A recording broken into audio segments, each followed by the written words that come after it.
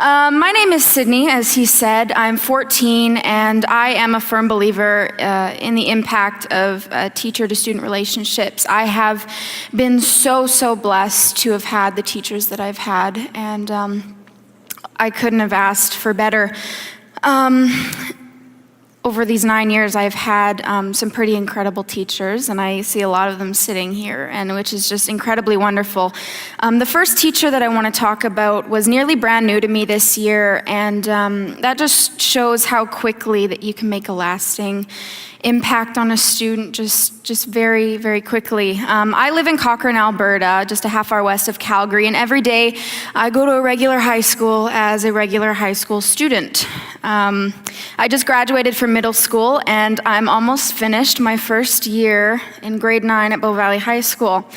I cannot tell you or even begin to explain how many mixed feelings on moving to a new school and ultimately a new environment has given me, but I'm sure you all remember quite vividly. Semester 1, term 2, third class of a new day, I walked into the classroom that would change my whole perspective on the world around me. Mr. Thompson was at the door greeting everyone and welcoming us all into the class that we knew as leadership. I would just like to take a minute to appreciate that for those entire 2 to 3 months, and it wasn't just my class, there were other classes that he had for leadership, and for the entire time he stood outside his door greeting us every morning. He would stand there like this and go, good morning, and we were all, good morning.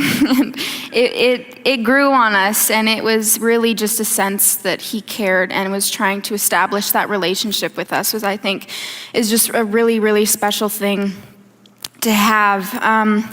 So he would stand at the door, and I've been taking every leadership class I possibly could forever, but since like grade 5 when that became a thing, I guess. And I've been chosen to represent my school at the Junior High Leadership Conference here in Alberta. I've gotten to attend our We Day at the Saddle Dome. I've been selected to be one of 25 kids from my new high school to experience and travel to Cambodia next spring. And most recently, I was just yesterday at a youth conference in Calgary, and I'm so glad that I could be here with you guys tonight. I'm really enjoying everything. Sitting back there and listening is really wonderful.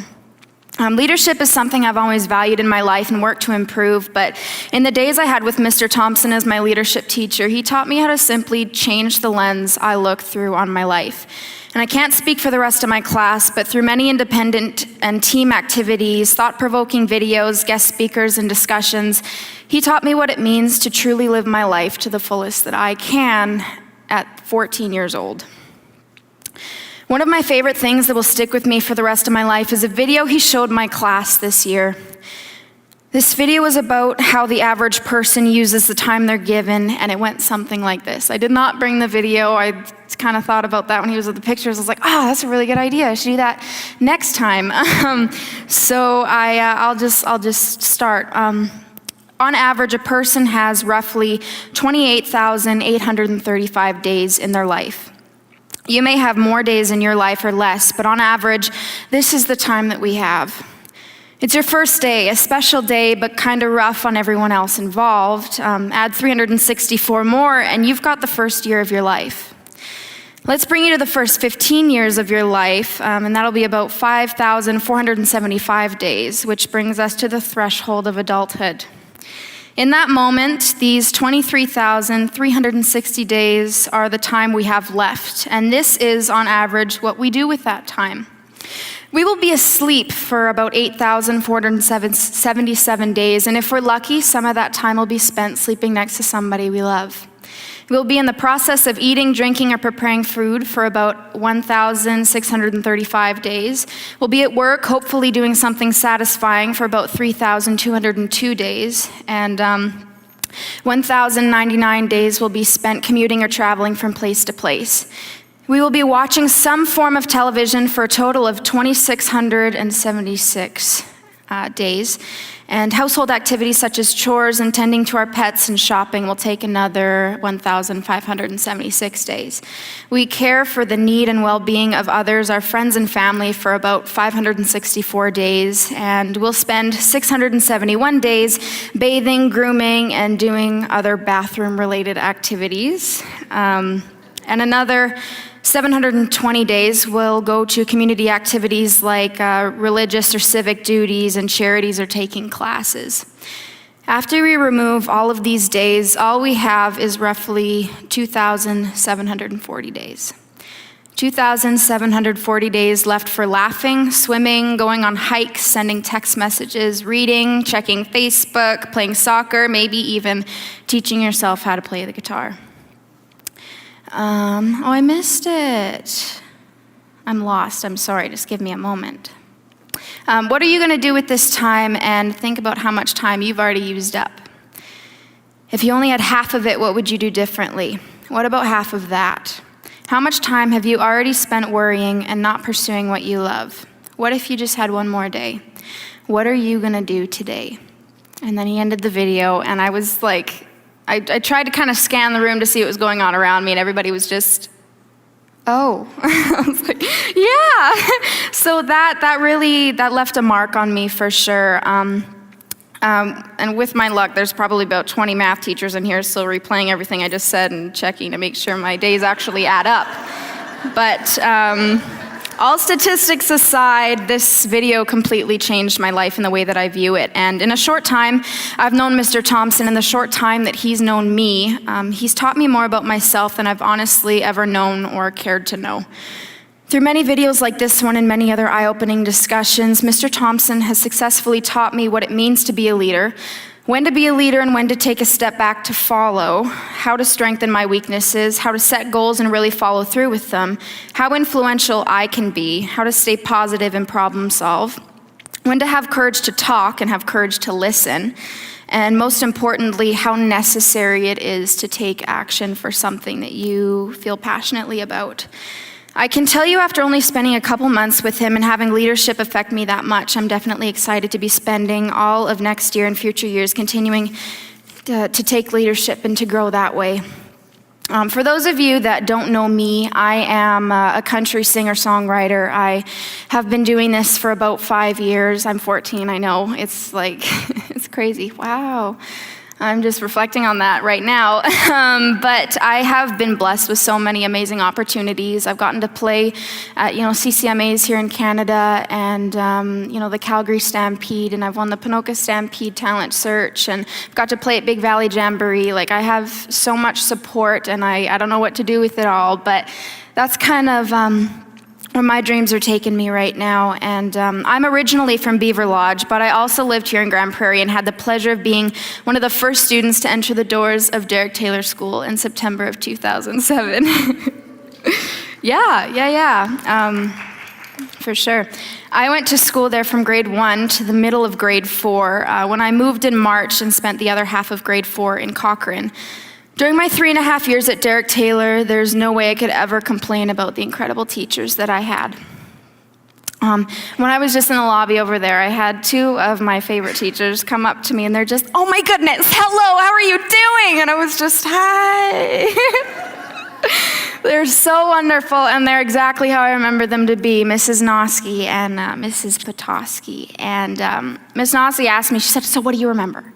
Like in grade 1, like what do you remember?" I'm just like, the stuff on the walls.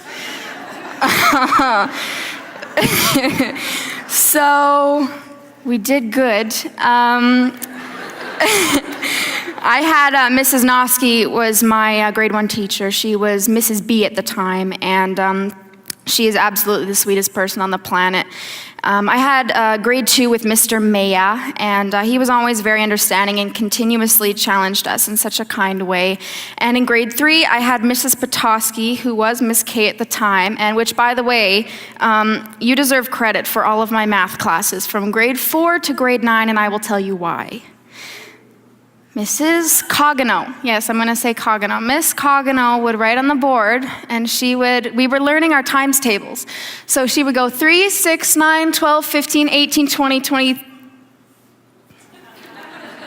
This is why I couldn't do it. But she would put them along with a song, a Christmas song, and it went like this. There was 3s and 4s, and the 3-1 goes 3, 6, 9, 12, 15, 18, 21, 24, and 27, 30, and we're done. Woo!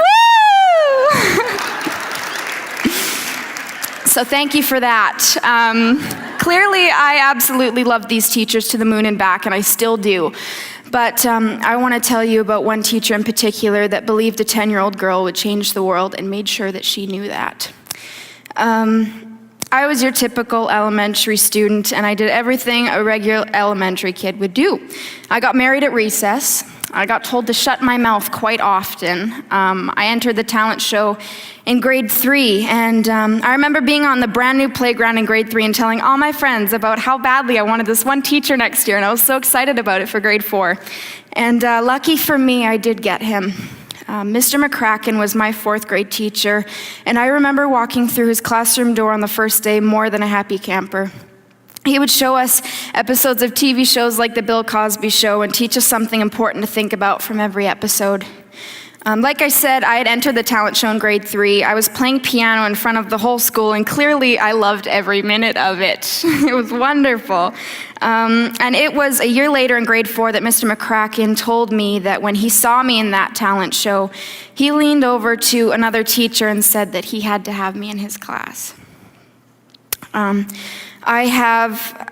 I have so many wonderful things to say about him, and class was always fun with Mr. McCracken and all my other amazing teachers, but by the time March rolled around, we were scheduled to move to Cochrane, and this completely broke my heart, and I'm fairly certain it did the same to him. Mr. McCracken told me that he was going to do a special ceremony at the end of the year for all of his students, but because I was leaving early, he wanted to do it for me on my last day at Derek Taylor. I remember it really, really clearly. He brought me up in front of the class and proceeded to tell me how brave, kind, and special he thought I was. Now, for those of you that don't know Mr. McCracken, he's one of the most calm and collected and kind people that I've ever been so lucky to know, and he's such a blessing to me. And keeping this in mind, I remember him saying to me, He looked me dead in the eyes in front of everyone, and he said, "You're going to change the world someday." And then his eyes started to tear up, and like mine are right now. Mr. McCracken was the first person to say those words to me, other than my parents, and it's inspired me to do just that. And that's why I do what I love to do. If there's one thing I'd like you to take away from what I've spoken about today, it's that every single one of you have the absolutely miraculous ability to influence kids with only a matter of words. You have the power to fuel these kids, and I encourage you to encourage them, because as it did for me, it can change their lives completely and inspire them to thrive. But he said these amazing things to me and then presented me with a blue ribbon in front of the whole class, and that ribbon sits in the corner of my mirror in my room every day and continues to remind me how much of a difference I can make with my life using my gifts and my passions. He believed in me and saw greatness in me when I was just a chatty 10-year-old in the back of his class that wouldn't quit singing songs to remember her times tables. When Mr. McCracken asked me to tell my story today, there was no hesitation on what I was going to say. He asked me if there were any teachers that have played a lasting role in my life, and Mr. McCracken, that would be you. These 2 teachers and a countless amount of others continue to encourage me every day to spend my life doing the things that I love to do to make a difference in the world. And because of them, I am the change I want to see. And because of them, I truly believe in the cliche that love makes this world spin round. Because of them, I work to better myself. And because of them, I know that I'm so much more than just a chatty 10-year-old in the back of the class. And for this priceless gift, all I can say is thank you for doing exactly what you're supposed to do. Thank you for all the things you have and will continue to teach me. And thank you guys for listening. I appreciate it.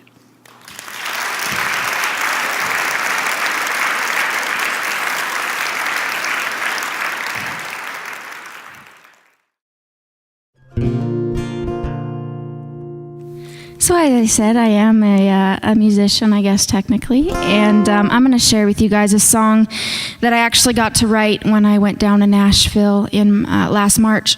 And I wrote this song with a very, very talented man. His name is Buddy Owens, and he has had a countless number of hits with Blake Shelton and so many other incredible people. And I'm so blessed to have been able to partner up with him and write this song. And I would like to dedicate it to all of the teachers, and I know you know who you are, that have made a difference in my life. I really do appreciate it.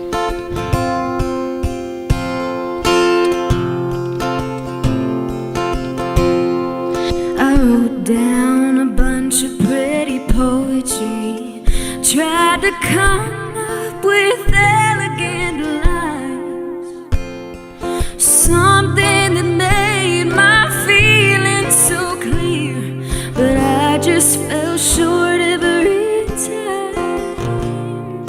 I searched high and low for a present I could give you for all that you've done, but I never found anything anywhere that was ever quite good enough. From the bottom of my heart, the deepest, truest part, I'm gonna come right out and say 2 words to explain my undying gratitude. So I wanna say thank you. You believed in the dreamer inside me, even when I lost faith in myself, and when I was flying on 2 broken wings, you caught me each time that I fell. And from the bottom of my heart, the deepest, truest part, I'm gonna come right out and say 2 words to explain my undying gratitude. So I wanna say thank you. Just a matter of speech that everybody's heard, a comment from me, they mean the world. And from the bottom of my heart, the deepest, truest part, I'm gonna come right out and say 2 words to explain my undying gratitude for all you do. I just wanna say thank you.